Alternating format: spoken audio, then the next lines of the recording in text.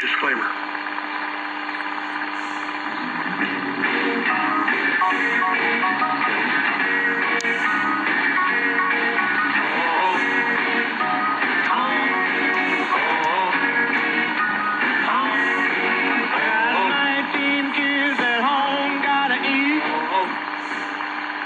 Nexus and IRRS, the Italian radio relay service in Milano. We are now signing off 1323 kilohertz medium wave to Europe. Our broadcasts continue on streaming at nexus.org and will resume tomorrow at 19 Central European Time on this same For news in San Francisco, I'm Irss. At midnight on Saturday, local time in Washington, D.C., the U.S. government will run out of money to fund itself unless Congress can agree on a last-minute deal.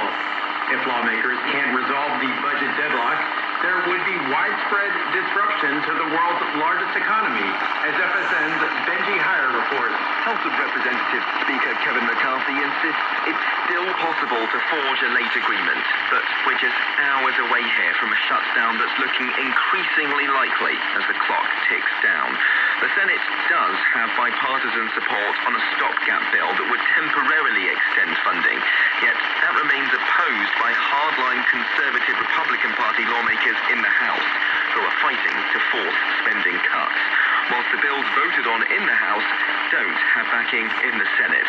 In other words, both chambers of Congress are pursuing different plans, and so the country is careening towards the inevitable, with major consequences for millions of Americans who work for the government or rely on federal services. Not necessarily for a short while either. The most recent shutdown in 2018 lasted a whole month, costing the nation billions of dollars. Benji Heyer, Washington. U.S. lawmaker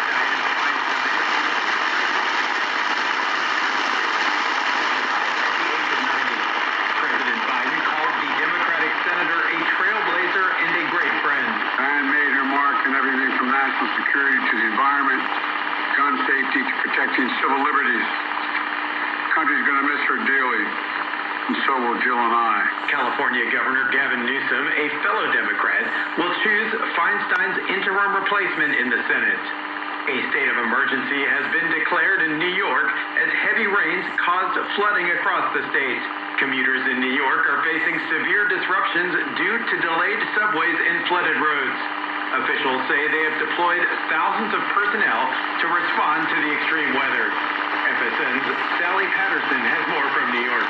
Describing what she called significant, dangerous rainfall, Governor Kathy Hochul warned New Yorkers to take all necessary precautions. Torrential rains have caused havoc across her state. Passengers have found themselves stranded after flights were cancelled. People have been trapped in their cars and basement apartments, with emergency services out in force to rescue them. New York City Mayor Eric Adams says centers will be open for those who have nowhere else to go. But officials have been criticized for not calling a state of emergency earlier. They say they're doing everything they can to keep people safe. Sally Patterson, New York. From Bureaus Worldwide, this is FSN. With FSN Spotlight, I'm Simon Marks. Today, the birth of a glittering stage and screen career in the words of the late Michael Gambon himself. The actor died in London on Thursday, aged 82. Known to younger audiences as Albus Dumbledore in the Harry Potter films, he had a glittering career that stretched all the way back to the 19th.